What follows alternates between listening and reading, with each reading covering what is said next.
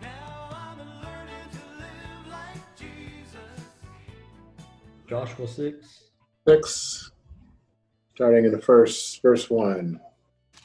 Let's start verse 1. It says, now Jericho was tightly shut up because of the Israelites.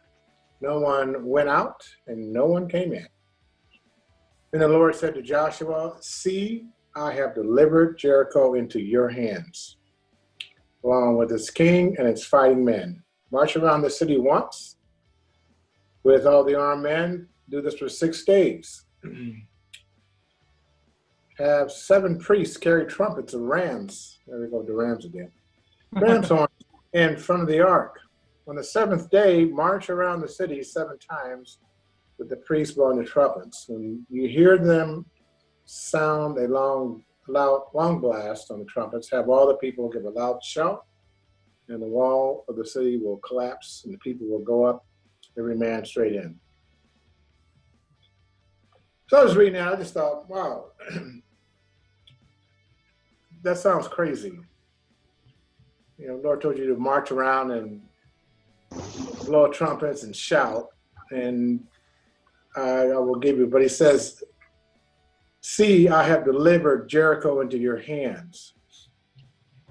So, I mean, if someone says, I'm giving you this, but where is it? Yeah, he started with the conclusion of the action. Yes, I've given it to you, but you got to go. If you do this. Right, if you do this, I mean, that sounds, and so I just thought about, you know, the Lord has told me to do some things that I just, you know, I didn't see what the end was. But here, I've given you this. You need to go over there and do this. It just sounded crazy. So I was wondering if there's, you know, someone here, or have you done something that the Lord has called you to do that sounded crazy, or are you not doing it?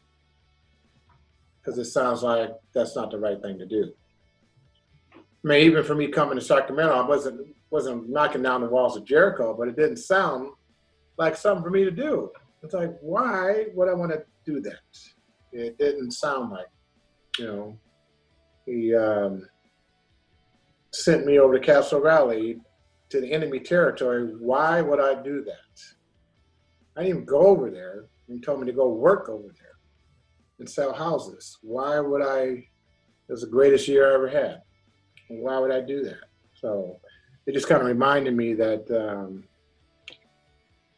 sometimes God, you know, you had to walk on faith and not by what you see, which it's giving you something, but go ahead and do this, and something like, what, why? So ordinarily, if he just said, go do this, I mean, it wouldn't make much sense. But he says, I've delivered this to you, so go and be obedient, go do these things. So just kind of made me be aware of what God tells you and be obedient. Tells you to go, but he's going to equip you when you get there. Just a reminder.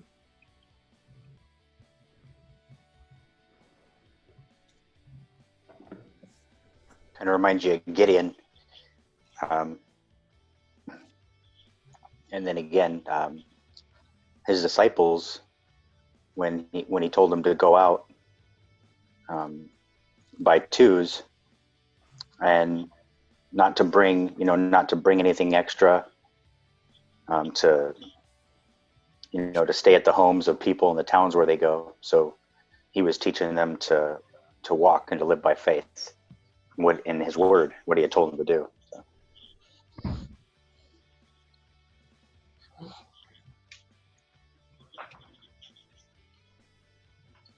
Well, he already told him, I mean, going back to Joshua 1, it says, I will give you every place where you set your foot, as I promised Moses.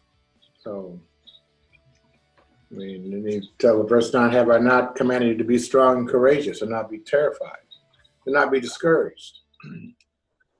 So, he's telling us to do the same thing.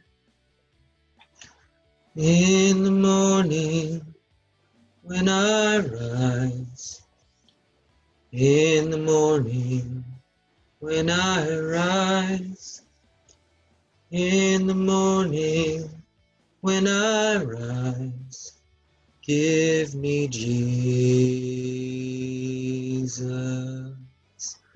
Give me Jesus. Give me Jesus. You can have all this world. Just give me Jesus.